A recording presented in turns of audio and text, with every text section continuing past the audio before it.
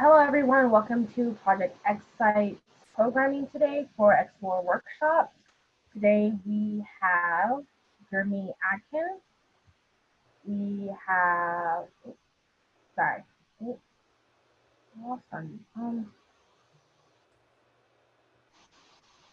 we have Jeremy Arkin, Christina Betchett, and Mike Boheen. Did I say that correctly? Close enough.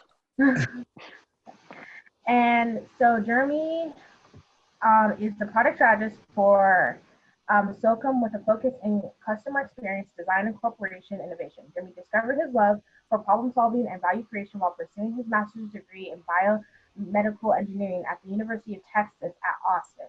His realization led him to become a commercialized consultation for a $10 billion nonprofit healthcare systems, which he helped identify, vet, and pilot startups to help solve strategical plan points across the systems, as well as commercialize new IP created internally. Jeremy's time working in the healthcare innovation exposed him to the importance of human-centered design and design thinking in solving complex problems, which led him naturally to Skookum. Now Jeremy applies the skills and ethnographic digital strategies and designs thinking to help clients harness the power of digital solutions in order to enhance the customer experience and ultimate building brand loyalty. Christine Betchett. Christine is a senior product strategist at Skookum, where she specializes in business problems that can be solved with big data, machine learning, and robotic process automation, or RPA. She has a history of working with startups and media companies in NYC, and most recently was a senior product manager at a URL shortening platform, Bitly. Wow, okay. Christine has a BA in the UPenn and an MA from Columbia. She lives in Denver with her husband and a collection of skis and snowboards, and is looking forward to start the triathlon season. Mike Boheen. Mike is a product strategist for Skookum. Mike found a passion for technology and entrepreneurship through the Entrepreneurship Innovation Lab at NCSU while pursuing a zoology and biomanufacturing double major. After 6 months of working as a lab technician for the Merck chickenpox vaccine production group, Mike went back to NCSU to pursue an MBA in supply chain and entrepreneurship. Prior to working to Skookum, Mike acted as a digital strategy and organizational design consultant for the Big Four consulting firm, and then as a production manager for the technology startup focused on reshaping the dynamic use of curb space within cities in his spare time. Mike likes to hike, mountain bike Western North Carolina, and has recently found a passion for putting his 60,000 biomanufacturing degree to some use through fermentation experiments and baking bread. So I'd like you to welcome all these people here today to give us this lesson in navigating the real world. Like Jeremy said, if you guys have questions, you guys can just drop them in the chat and we'll get to it at some point. You guys can also, near the end, have more of a time to talk about it, and we'll, run it from here. Thanks, guys. Thanks for the intro, Amani. I didn't realize you'd have to read all those, and I would have instructed us to make them shorter if you did, but I appreciate the great intro. So I appreciate everyone for joining. I apologize, I'm looking over here, I'm doing the double monitor switch, but I guess a couple months ago, in an effort to try to get more involved and give back to the community, I wanted to reach out to the University of Denver, and one of the ways in which I did that was through the Excite program. And as registering for a community member, it was kind of like less topics that you could speak on. And one of the topics, I guess, for which is near and dear to my heart, was I used to be a misguided engineering student who has now recently kind of found what I believe to be my career path. And so that kind of led to me listing navigating the real world as a topic for which we could speak on. And Kanita reached out and asked that we speak on that. And so I enlisted two of my colleagues, Christy and Mike, who have equally, if not more interesting backgrounds and equally circuitous, you could say, but we've all ended up in the same place doing very similar work. So I thought it'd be quite relevant experience. So I guess today we'll just run over quickly, like what are our goals for you all as our audience members for this talk. We'll give quick introductions on ourselves. We'll give a little bit of a background on who Skookum is, because obviously we all work for the same entity. And then the three kind of key points to navigating the real world we'll cover are identifying who you are and the self-actualization process that goes along with that, the slow burn versus the epiphany, so kind of how you come across those moments of realization in your career. And then lastly, how do you tell your story and kind of weave the narrative together for whether it's job interviews or just kind of as you go through the real world. And then we'll try to wrap up with 15, 20 minutes to go for discussion. We think that a topic like this is most powerful for us to answer the questions that are sitting on y'all's minds. So yeah. So some of the questions that we're hoping that we may answer for you guys in this talk would be like, am I on the right path, and am I on the right path for myself? Is this something that feels true to me and core to who I am? And is it something that compels you to kind of go achieve that next step? How do I navigate, insert either a big career challenge, a pivot, a decision? And then kind of the big elephant in the room, obviously, in this new world of COVID-19. I know some of you either watching live or who will be watching this at a later time are students who may be facing kind of one of the most difficult times to enter the job market since 2008. And so how do you kind of prepare yourself for that? And I'd given a talk at DU a couple months back, and ironically, I was listening to a podcast the day before with Jordan Peterson, who's a psychologist. And he had said that he used to give talks and had to think that walking away from a lecture, every person in the audience had to reap value for it. And for us at Skookum, we always have a definition of success for the client and for a project. And for us, the definition of success is really more if one of you all walks away with kind of a better sense of self or a better sense of direction, that would be a success in our eyes, kind of helping you to kind of achieve some of the realizations and the key moments that we've achieved in our career that we're hoping to share with you today. So just a quick intro on us. I've got Christy Brecht, who's my colleague in our Denver office. Christy's got a very long, impressive background in the tech space, specifically with startups in New York. And then, as you can see here at Bitly, where she's a product manager. Christy and myself both enjoy skiing and hiking. I've got a background in biomedical engineering and innovation. I love my craft beer, my coffee. I've got a little picture up here of my little pit bull, Oliver. And then I'm joined by Mike Bohm, who's one of our good friends and colleagues back in our Charlotte office. Mike has a crazy awesome background from zoology to management consulting to kind of innovation in his own right. Mike is a stellar baker and cook, loves hiking as well, and unfortunately is a Carolina Panthers fan, but we pardon him for that. Just a quick overview of Skookum and who Skookum is and why Skookum's even here. So Skookum is a kind of a digital product design and development shop, some may say, and we got our start about 13 years ago building iOS and Android apps, and we've kind of worked our way up the river, you could say, and we can build basically anything in the digital ecosystem. And moving upstream, we've kind of honed our craft with regards to design that leads that development, the digital strategy and customer experience that is where Christy, Mike, and myself really play. So how do we leverage empathy to optimize customer experiences, and by optimizing customer experiences, drive positive emotions and brand loyalty to our clients. And then most recently in the last couple of years, we've kind of added on the capability of innovation. So helping large corporations build internal innovation teams that help them kind of stay on the cusp and reinvent themselves before they're disrupted by other players, technologies, and whatnot in the market. I think really what's key to take away from that, and what Christy, Mike, and myself have kind of all landed on, is we are all problem solvers at our core. We kind of consider ourselves masters of none. We work with clients who are the experts in what they do, and we're just Sherpas in a sense to help guide them up the mountain. We have the expertise to kind of, and we've been there before. And how do we do that? First and foremost, we leverage empathy. It's something that's unfortunately not as ubiquitously leveraged in today's world, but really taking an eye towards what do customers need, what do employees need, and what do shareholders as well. We, at our core, we're an agile culture. So how do we work in a very efficient manner, and obviously with test and retest and feedback. And unlike some of the other consulting groups you may hear about, like our biggest our biggest thing is making sure that what we deliver to our clients drives action. So we don't like delivering slide decks. And it's more of how do we make sure that the client can take what we deliver them and really turn it into action, whether it's with us internally on their own or with someone else. So how do we set them up for success? I present this. This is across any project we use. This is the general solution lifecycle that we follow.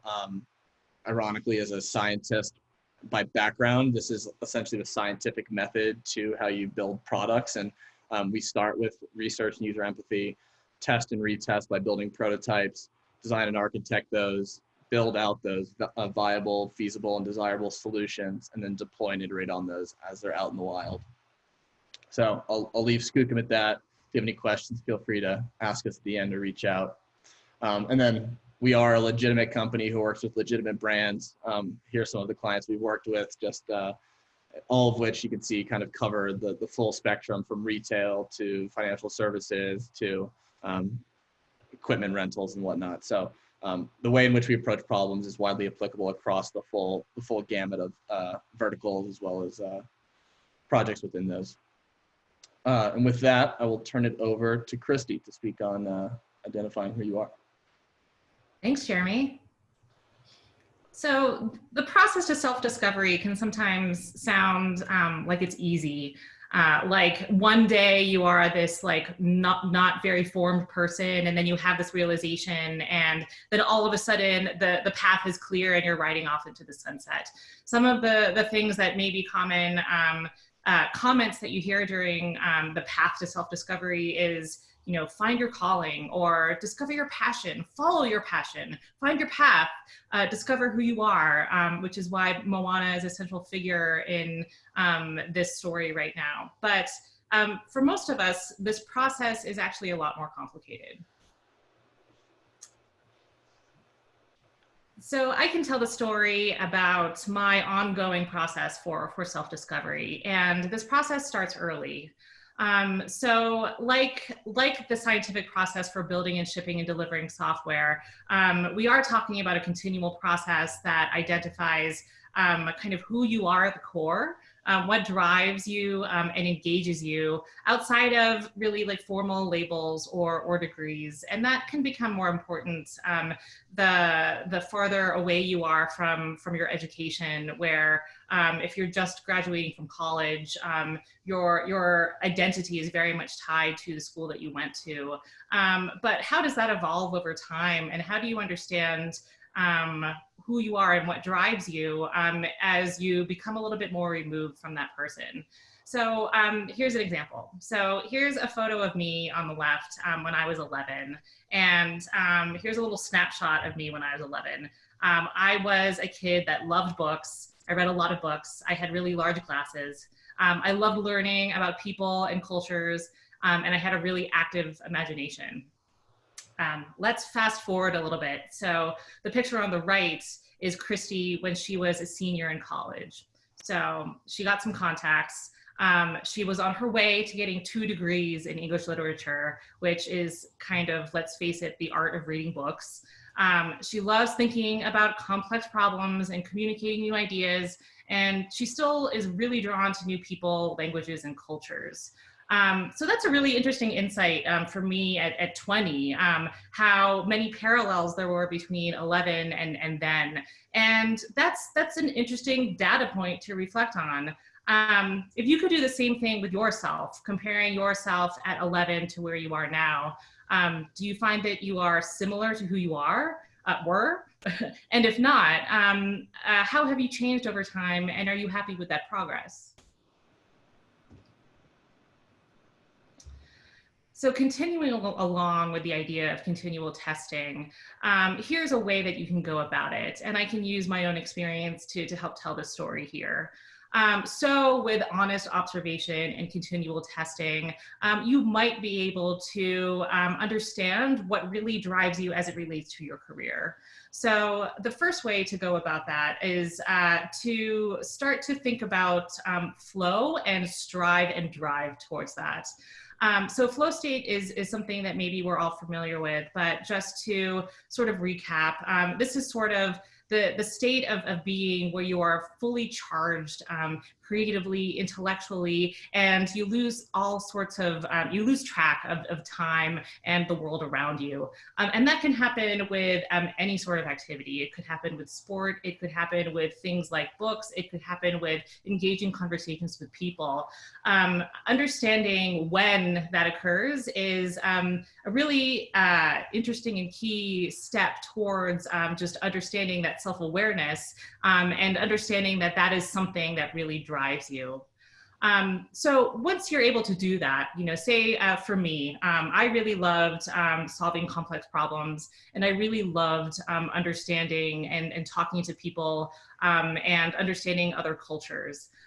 So for me, that sort of was a natural progression to go into product management and product strategy, where I spend my entire day breaking down complex problems, communicating ideas to people, and understanding users. So here are some photos of a process of creating a user persona with my team. And this is something I get to do every day, and it gets me extremely excited.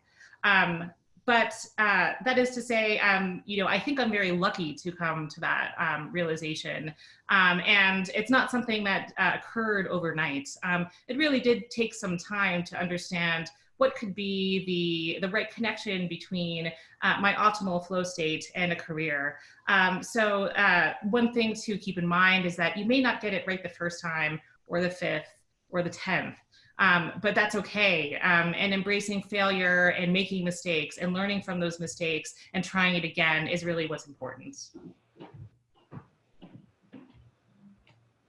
So looking forward, if there are any sort of key takeaways that I could identify for self-discovery as it relates to navigating your career, it would be these 3 things. So the first is decide what's important to you in the career that you want to pursue. That's huge. That's not easy. But ultimately, that is something to continually strive for and work through as you navigate your career and your process for self-discovery.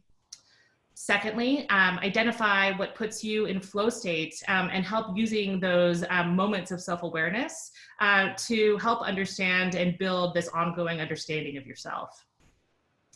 And lastly, try new things, experiment, learn, and try again.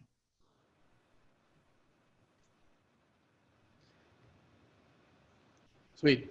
Thanks, Christy. So now we'll turn it over to Mike to kind of talk us through the slow burn versus epiphany moments. Oh, I think you're muted, Mike. I was just saying, thanks, Jeremy. Really excited to speak to you all today. My name is Mike. I'm out here in Western North Carolina right now, based in Charlotte, but outside of Asheville, which some consider the Denver of the East. I don't know if I see it, but love it to death. And Arkin, I'm gonna stay on this slide a little bit. I've actually got a good bit to talk to you guys about my background. Like Jeremy alluded to before, I actually grew up my entire life thinking I wanted to be Steve Irwin. Or some sort of semblance of Steve Irwin. I always loved exotic animals. I wanted to spend my life traveling the world and being a veterinarian, working on exotic animals, working in zoos, finding a different way to help animals. It has just been something from a very early age I'd always been attracted to. Excuse me. And slowly over time, I came to the realization that my actual career trajectory was much more business centric, and it was where my passions lay. But I kind of want to walk you guys through sort of my slow burn journey versus the epiphany moments that I experienced in life. And then some of those key realizations that really helped me move myself past that. So first things first, like I mentioned, I love animals to my core. I have a dog. I tried to have every animal under the sun as a kid. My parents were not that into that. But I was always that kid who was bringing home lizards or some friend at school's hamster or something like that and trying to bring them into my own house to butter my parents up a little bit more. So when I went to college, I decided to study zoology. Zoology and biomanufacturing, which luckily was my dad convinced me to get a second major in case the first did not pan out, and loved it. Loved every single moment of everything that I was studying. I was really into the aspects of organic chemistry. I was really diving into animal science. I worked in the Wake Forest primate studies lab out here in, that was in Eastern North Carolina. I worked in the NC State beekeeping labs. If it had animal related experience tagged to it, it was everything that I wanted to be a part of. But when it started getting time for me to apply for actual vet school, I felt this, it was almost like a pit in the bottom of my stomach of something just didn't feel right. And it was one of those moments where I'd spent my entire life telling myself that something was the right career path for me or the right thing for me, and that this is what I wanted to do and there's no other option.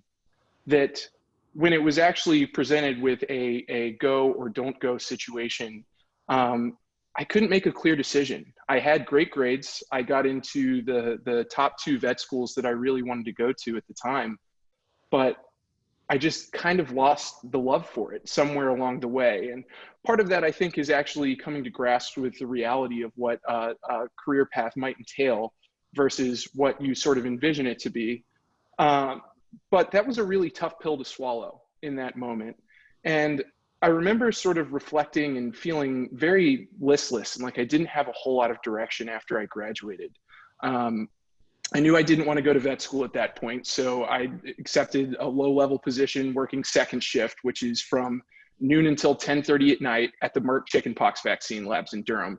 I'm a pretty gregarious person. That didn't really work out for me. I wore 2 pairs of scrubs and communicated to everybody in the building through an intercom system because it's a clean room and we couldn't interact that way. And it was just really difficult for me to see that as my future. Luckily, at about that same time, I was auditing a few classes. I was actually part of a program called the Entrepreneurship Garage at NC State that sounds very similar to the Excite program. And I remember sitting in on a lecture from a guy named Marshall Brain, who started How Stuff Is Made. And he mentioned something along the lines of, why would you want to spend your life building somebody else's dream when you could pursue your own? And I reflected on that. And when I really got down to the core of my aspirations as a veterinarian was to try to build something meaningful and impactful for me and something that was lasting. I always intended to make it into my own business. So I went back to business school, but without a whole lot of direction. I sort of got steered into the supply chain route just because I had a science background. And when I came out, I got some offers in biotech, was thinking that's where I was going to go with my career, but all of them seemed a little prescriptive. And so ultimately, I accepted a role at Ernst & Young as a management consultant, which if you ever want to talk about square peg, round hole situations, that was it. You know, I went to school originally with a bunch of farmers and outdoor enthusiasts, and ended up working with your more traditional tried and true finance people. Not to say that there's anything wrong with those type of people, just very contrasting worlds. And I got sucked into that lifestyle. It paid well. It seemed like there was a lot of opportunity in it going forward, but it wasn't getting me closer and closer to that dream that I had of getting to be able to own my own business and really do something more outside of just working myself up the chain. And so a couple of different times along the way, I started a few different roles, or I started a few different companies on my own, and they are some horrific failures. One was a VR company that I just happened to get into at about the same time that Epic Gaming announced that they were putting $100 million into the exact same space I was looking at. So great timing on that front. The other was actually leveraging some more of my pet background and to try to develop a portable dog fence collar so that you could like geofence on your phone an area on a map, and then your dog would have to remain in there if they had the collar on. The technology just wasn't quite there. This was back in probably 2013 at the time. And then found my way to product management. So Arkin, if you wouldn't mind flipping over to the next slide for me. So these are some of my slow burn moments. I know we kind of talked very quickly through here, but vet school was a lifelong dream that slowly soured for me as I learned more practical components. It took me a while to come to that conclusion that it wasn't the path I wanted to go down.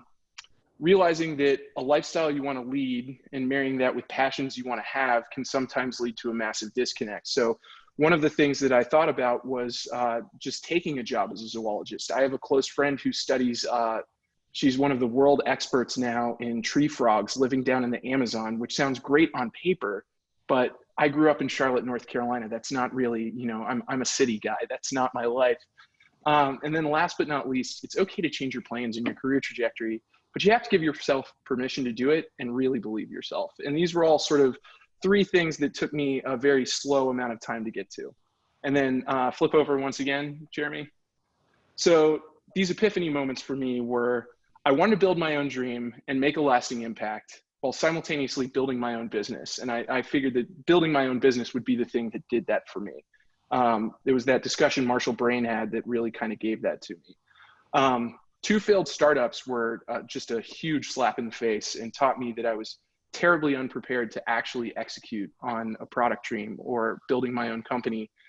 And I slowly started to realize that to be successful, I needed to, like Jeremy and Christy sort of alluded to before, be a master of none and be proficient in 3 sort of key areas in strategy, design, and technical execution. And that actually kind of lent itself to how I got to where I am today. So Jeremy, would you mind flipping over one more? So this is kind of the trifecta here: business strategy, technology innovation, how to actually develop products, and then finally design forward thinking. And that crux right in the middle is product management and product strategy. And so the path that I'm on now, it isn't my endpoint here working at Skookum. I'm afforded to work at a place where I could tell them that at my interview, and they took that very, very well. But understanding that eventually this product path for me is carrying me forward to being able to start my own company. And that was the real epiphany moment for me, is once I found out there is a place where you can sort of join these disparate paths that you have into something that you're actually very, very fond of. So I have one last slide just sort of in review. The direction you want to go with your career will sometimes come to you slowly and will sometimes come to you very quickly, but both are equally as valid. Sometimes your hidden dreams are really just sort of hiding under the surface. So don't get caught up in all the ways you told yourself things would work out, because oftentimes you'll miss out on what's really been there all along. That took me probably more time than it should have taken me to really realize. And then last but not least, similar to Christy, it's okay to change your direction that you want to go in life. And it's okay to look back in nostalgia. But once you chart your course, really throw yourself into it. And I think you guys will find you really, really love the new path for that you set for yourself. I know I certainly have. Sweet, thanks, Mike. That was awesome, and even better than our practice session. Learn some more stuff about you, as I always do. So I think Christy and Mike both spoke on some obviously very poignant topics, and having those moments of self-actualization to find out what it is that's core to you. And then once you're able to kind of find out what's core to you, be able to leverage that to have those epiphany and slow burn moments that guide you. I think the kind of the fabric that weaves that all together is, can you tell that story in a narrative? And I know all 3 of us have had to tell that story to get our foot in the door at Skookum. And you will have to do that in your job interviews in the future and now, but it's one of those things that telling your story is key. So I'll preface my little portion with this quote that I'll read you that I found while I was doing some research. So, too often we buy into a variation of the idea that res ipsa loquitur, the idea speaks for itself, when it really, really doesn't. Your resume doesn't speak for yourself, neither does your experience, nor your desire, your work ethic, your creative output. You have to get in there and animate what's on the page or screen. And you do this by assigning intent and meaning to your choices and portraying yourself as an agent in your own life for someone who's been battered around by forces outside their control. You paint yourself as the protagonist and not the victim of circumstances. You demonstrate self-reflection and analysis instead of reciting a laundry list of facts about you, about what you studied in college and the top 3 accomplishments in your last job. So I thought this was very, very on the money quote. Or a little excerpt, and a couple things I wanted to call out. First of which is, your resume doesn't speak for yourself. So your resume is obviously something that's required kind of formally to get a job somewhere, and it's really just more of a measure of what are the relevant experiences that you've had and how do those apply to what goes on at this company that you want to be a part of. But there's a lot that doesn't include. It doesn't include your passions. It doesn't include your goals of where you want to get to. It doesn't include the attributes that define you, whether you're kind of a hustler, whether you're a creative. And so also to that point, your creative output. So how do you kind of speak to what are the other elements of your life, which your creative output fuels, and where does that kind of show itself as an ingrained part of you? And signing intent and meaning to your choices. So in telling a narrative, all of us have had moments in our lives where we didn't necessarily know what the next step was and know where we wanted to go. But once you're on the other side of that, you need to be able to kind of weave that story together and show how you kind of mentally made the pivot, how you assessed that next opportunity and pursued that, and why you decided to pursue it. And then kind of back to Christy's initial point of self-actualization, like show those moments of self-reflection, show I discovered that, I learned that about myself. These, like, we all lead a life, and that life does not have to be measured on paper, right? So there are elements that you need to be able to tell in your story that won't be reflected on a resume, but that show why you've made a pivot in your life, why you had a realization that necessarily zoology was for you and product management was for you. So just a couple like quick bits, and then I'll kind of share my story and how that's kind of how I've been able to leverage self-actualization and the realization moments and weave it into the narrative which I tell about myself. So first of all, stories define us. To truly know someone is to know their story, right? It's not the person you met today, it's understanding how they got to where they are today and where they're planning to go. And that is the context for which really gives you an understanding of who someone is and who they are at their core. And then you and you alone write your story. This and the following bullet about every step along the journey has its value. I know my path has some perceived failures as well, some moments that I'm not necessarily proud about, but the way in which I can take agency and assigning the learnings that I took from those and how I apply those learnings, like that is on me to kind of tell that narrative, as opposed to me seeming like a passive participant in a world that's kind of going on around me. And what else drives you and what's important in your story? A nice little typo there, but like tell people what else it is that drives you. I know personally, and I'll kind of hit on it in my personal story, but like geography is very important to me. Where I want to be able to have access to get in my life is very important to me. And those are all things that have led me to Skookum and led me to the other things in which I'm pursuing in my life. And those are things that are definitely not captured on a resume, right? Like what is happiness to me is something that's very personal. So make sure that you include those elements in your story. And I think this is a great one.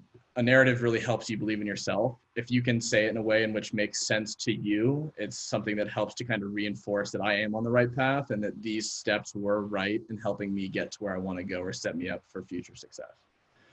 And with that, I'll give you just a quick little overview of my story. Like Mike, I wanted to be a veterinarian. I wasn't as convicted in that initially, and kind of when it came time to go to college, was like, I'll be a pre-med. And obviously pre-med is not a major. And I was an engineering type mind, and my love of medicine kind of came to be in what I perceived was a love for prosthetics. I kind of liked being able to see things and hold things. I was not as good at Mike in chemistry and got a C+ in Gen Chem freshman year, which promptly killed all of my pre-med dreams. And so I took the next couple of years to kind of just enjoy myself and explore what Vanderbilt had to offer. And then everyone hits that time kind of around junior summer, beginning of senior year, and everyone's talking about the internships they've had and they've gotten offers, and it kind of starts putting the pressure on, like, what's that next step for you? And personally, with the bachelor's in biomedical engineering, I didn't perceive the opportunities as things that would really things that I wanted to go for. So just like had a knee-jerk reaction to go to grad school. And so I applied to the University of Texas to get a master's degree in biomedical engineering. And I landed at University of Texas in the graduate biomedical engineering program. It was the only master's student out of over 120 graduate students who were all PhDs. And so hence the black sheep photo. And this was kind of a realization that I had, which was like, I didn't want to be in the research realm, and my career my time at University of Texas, I really had to go find the courses and the experiences that I wanted and kind of pave that path for myself, as it wasn't necessarily built into the curriculum. And while there, my second year, I kind of was exposed to the notion of technology commercialization. I was taking a class very similar to senior design, but for graduates, for graduate school, and had a professor who had created a technology that would totally upend the skin cancer detection dermatology industry. And I was like blown away, and asking him how successful he had become. He told me he couldn't get it off the ground because all the dermatology clinics are groups who have to process and do the pathology work on all of the skin cancers that are biopsied had prevented him from getting into the space because he would have inevitably disrupted them. And that was an epiphany moment for me, which was this realization. And the first time I kind of felt my calling, or something that truly interested me, was there's this whole world between having a very relevant problem, a very well-designed solution that you need to cross that chasm to bring a product to market and create a viable business.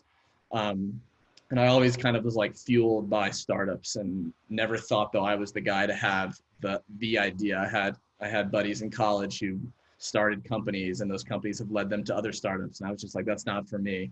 And once I had this exposure, I was like, well, maybe this is like what I could do. I can leverage my skills and being able to kind of see landscapes and see the value in technologies and help to bridge the gap.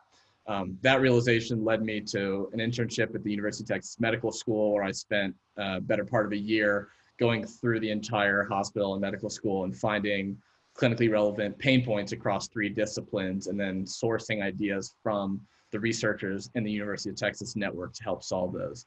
And then once they came forward with those ideas, help them kind of work through how do they test these concepts, how do they prototype these concepts, how do they employ business models that support these, how do they navigate the regulatory and reimbursement landscapes. And this was truly the first time I felt, back to Christy's point, like I felt like I was in flow state. This is something that as far as I dove into this rabbit hole, like none of it bored me. And I was like, this is what I want to do. And then how do you go pursue a degree in technology commercialization? It's not a black and white kind of, it's not something you master. It's not something you kind of apply to. And so you can touch it tangentially from a bunch of ways, from institutional investing to being someone who's on the forefront of the technology. And through some networking, I got an opportunity to join an innovation team at Atrium Health out in Charlotte, which is a $10 billion non-for-profit hospital system. And so when I was there, I got to join an incredible team of 10 people. We got to design new models of healthcare for millennials, for elderly. We got to kind of solve some pain points that are really at the forefront of why healthcare is broken for our country, which was awesome, and I love that. And when I was there, I got exposed to design thinking and human-centered design, which, if you're not familiar, is the kind of this little bucket down here at the bottom, this empathize, define, ideate, prototype, test, which is similar to the process I showed you that Skookum pursues. But it's really the process of designing solutions for people and with people.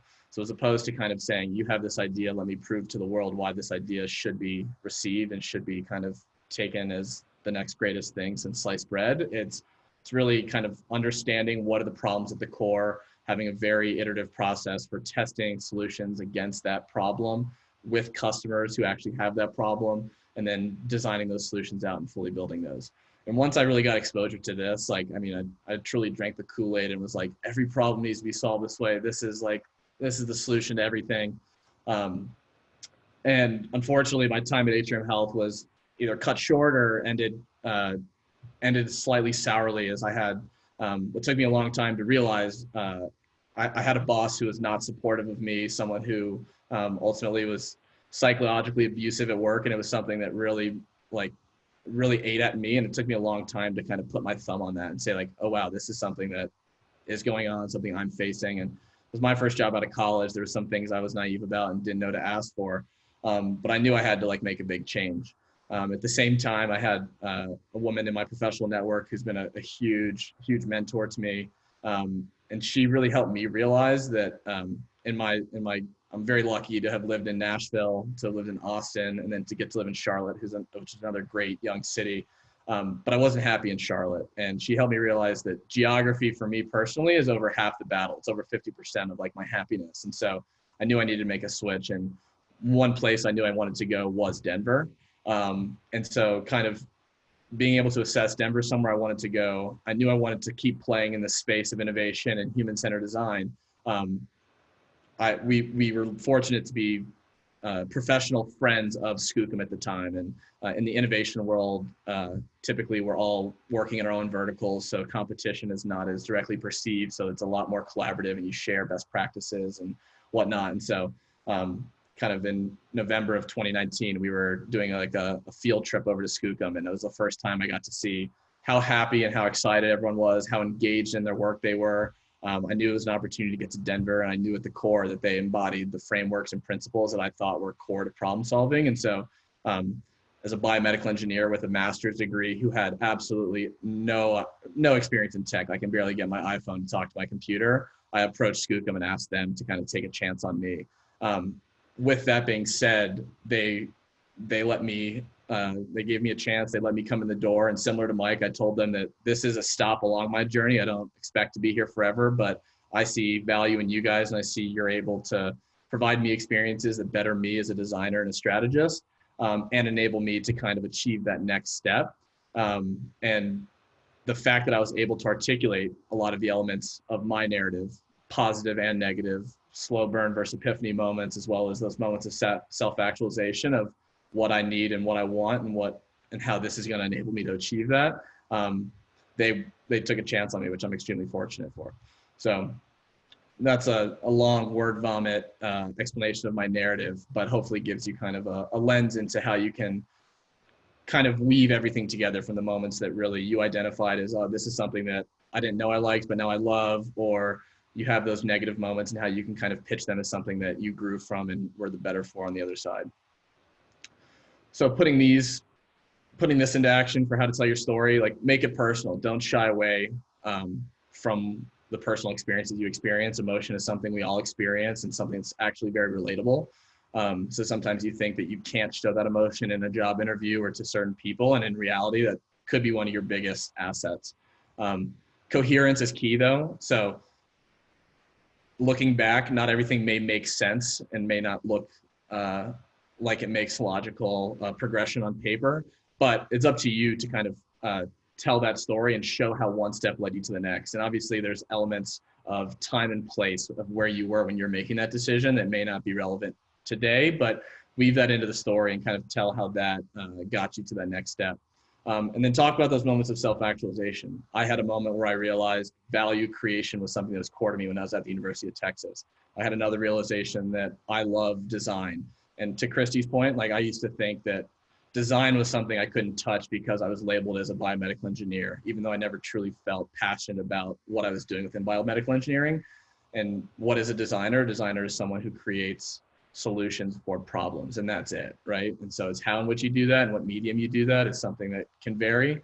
Don't regurgitate what's on your resume. I'd like to think that your story should be 100% complementary, but almost 100% separate of your resume, right? So it should be all the things that you can't put on paper, and often you obviously have one page to put that down. So talk about all the things and all the things that are personal to you, your passions, your attributes, why you're a hustler, why you're a creative, that is important to you. And then tell and retell your story. So practice makes perfect, obviously. These are stories that when Christy, Mike, and myself were first introduced to each other, like when we were each onboarded and we have virtual coffee chats, like these are elements of our stories that we share with each other. And those are times in which you can practice the story and you can kind of read body language, read what resonates, read what doesn't. You maybe want a first date, and that's something you need to like kind of share how you got to where you are and why that brought you to Denver or something like that. And those are things that are, that practice really does help. And one of those things is, when you've perfected it, when it feels true to you and when it's something that you like feel like this feels authentic. So with that, we'll open it up for questions. So feel free to ask us any questions that any of the things that we talked about kind of prompted to you, anything that you're currently going through or thinking about. We'd love to hear them. So feel free to throw them in the chat. If you have anyone specific to Mike, Christy, or myself, feel free to point it at one of us. If not, we can, we'll kind of just jump in. And obviously we've got our contact info there if you guys want to reach out now or in the future, which we encourage you to do. Jeremy, it looks like. Sorry.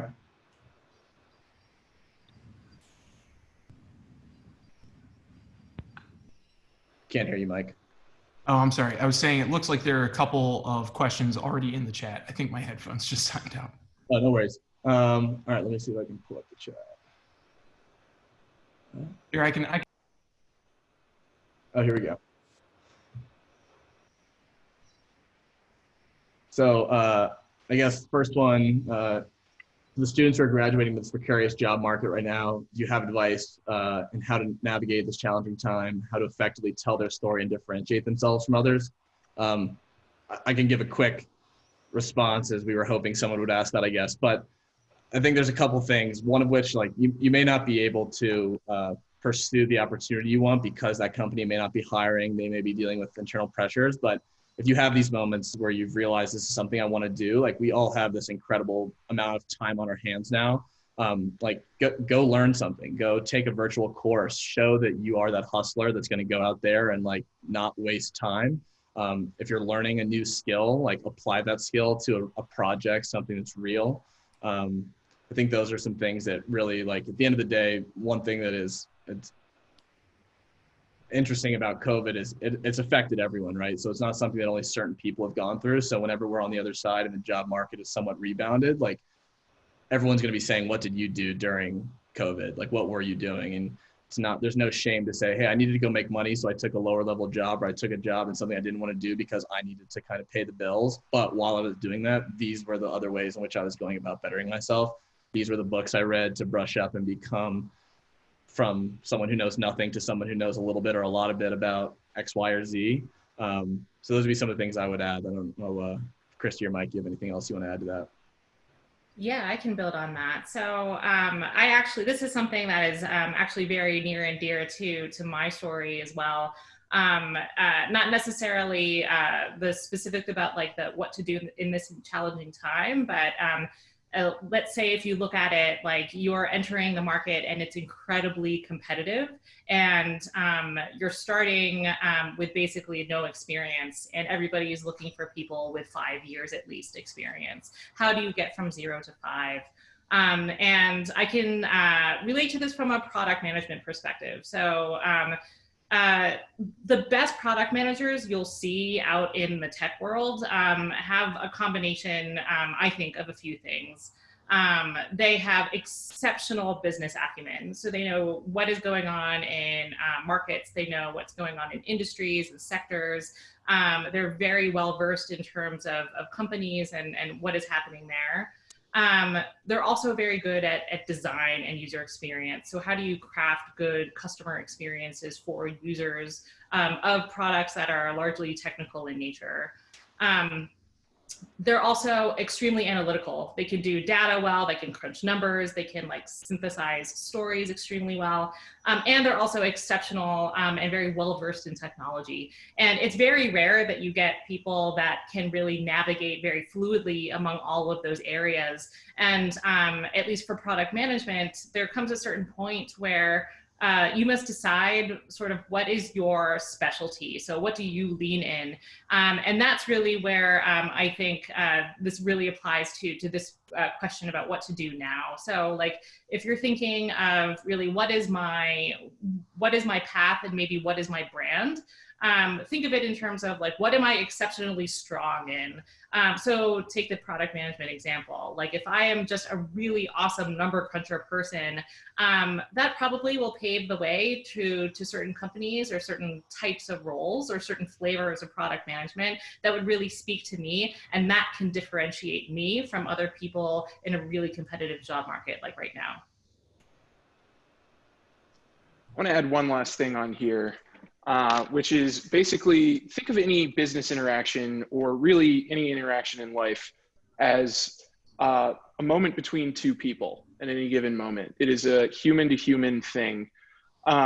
Success in a lot of ways can just be, find a way to make yourself hop off a page that makes you appear more human. If that's, I remember when I was in grad school, I had one of the first people to get offered a role that he really, really wanted. Got the interview for it because at the bottom of his resume, he mentioned that he was a taco enthusiast. Like, small little things that just, yes, your experiences and your relevant opportunities and what you've worked on in your portfolio, they are important, but little things that don't cost you anything to go out and make yourself just be a person and not a sheet of paper. reach out to a hiring manager on LinkedIn, fire off a direct message. It costs you next to nothing. And it's a great way to, I can guarantee you almost none of your peers are going to be doing that. Mm-hmm. That's great advice. And then there's another one, any advice for students who are interested in innovation and starting a company while they are students? I would love to answer that if you're okay with that. I've got something to add. Feel free to start. Sure. Okay. So a couple key pieces of advice that I learned. We talk about this all the time as product managers. First and foremost, fall in love with a problem, not a solution. That was one of my key mistakes with my dog collar idea. Was I thought that the dog collar was the absolute most brilliant thing in the world. When in reality, the problem was more so that people just wanted a way to manage their dogs when, they weren't necessarily at home.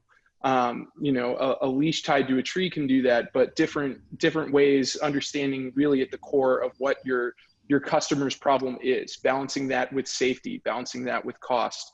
And then last but not least, this is something I wish I'd done better. You have a lot of power right now as a student to be able to reach out to people and ask for resources for free that you would not otherwise be able to get while out in the real world.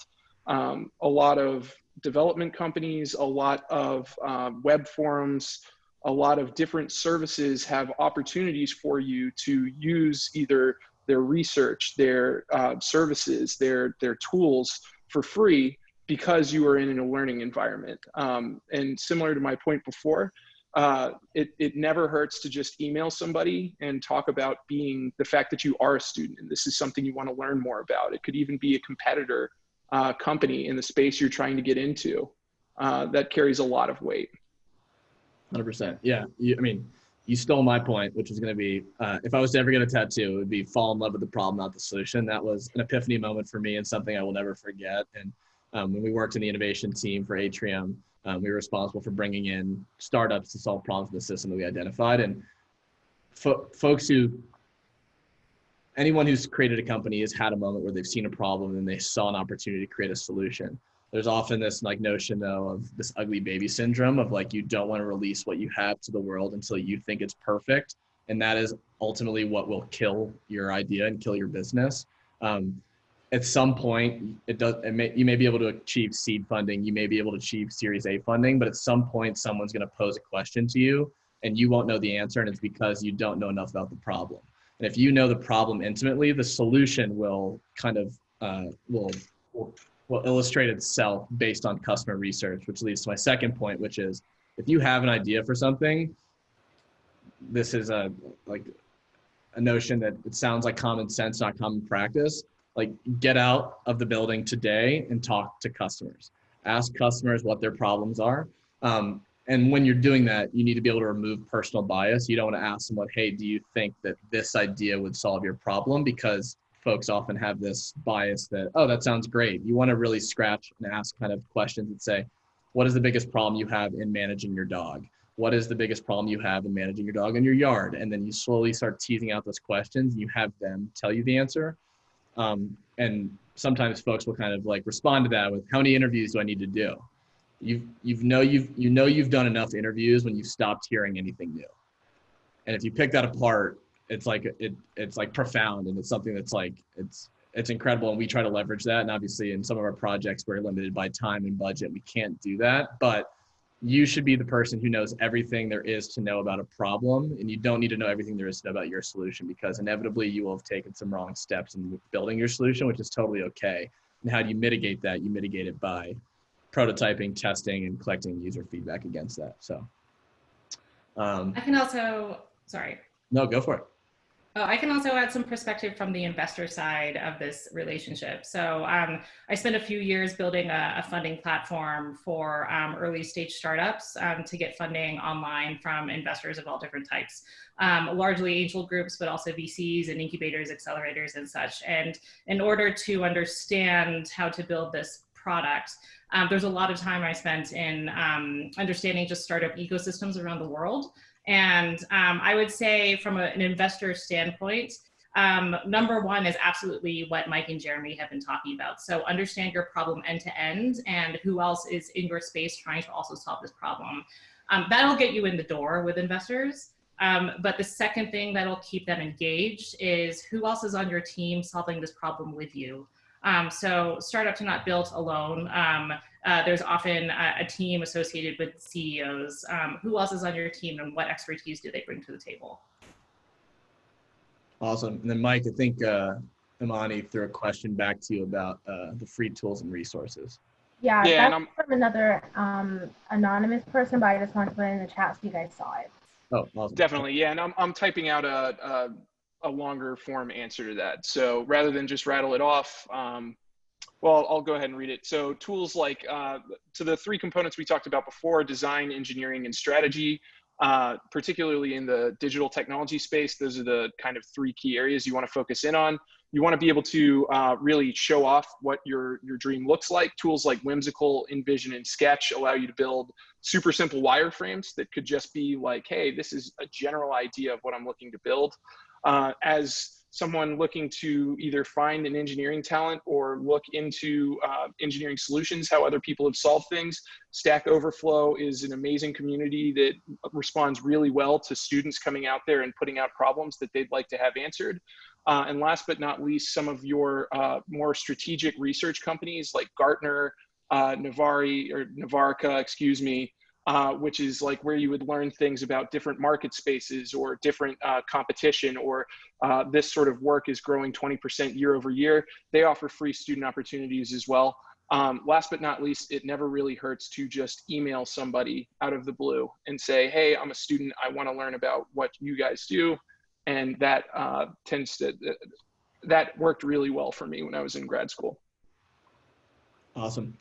I think we're at the hour mark. If there's any other questions, Christy, Mike, and myself are more than happy to take them offline. So feel free to reach out at the contact information below. And otherwise, I appreciate you all for taking the time to listen to us. Thanks, everyone. Thank you. Okay. So to all the attendees still here, thank you for staying to the end. Like we said, we'll put this up on Project X Site's website so you guys can watch it again along with the slides. So then you can also follow along with the slides. Thank you guys again, and I appreciate it. Awesome. Thank you guys.